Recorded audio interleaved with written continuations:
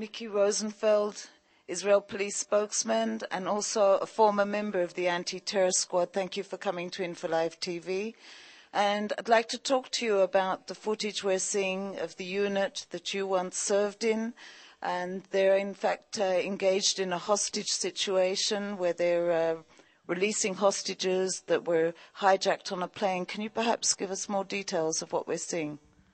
The footage that you're seeing today is in fact footage from the unit, the anti-terrorist unit, the national unit, that is capable of dealing with the most complicated hostage scenes that could possibly take place. These are different scenarios that are prepared for by the unit all year round, and this is the #1 unit in Israel that is capable of dealing with these types of situations. The majority of the operations carried out by the unit are not talked about.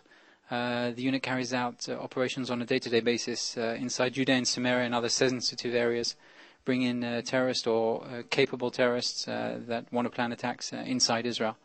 The time of putting out the unit itself and what we're seeing today is just basically so that the public should know that there are these types of scenarios that Israel in general is ready to deal with, complicated situations. Scenarios that people don't think about and don't think that could happen here. Most of the members in the unit come to the unit after doing their compulsory service?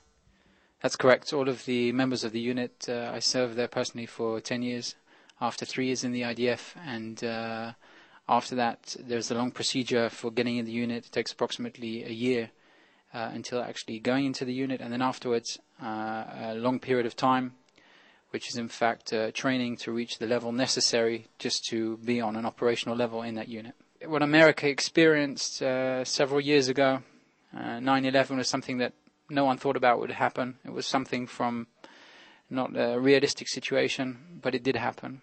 And in the same way, on a general basis, we examine the different scenarios that could take place and continually train and reach a high level on an operational level that the unit itself can deal with the most of complicated situations that could take place all around the country.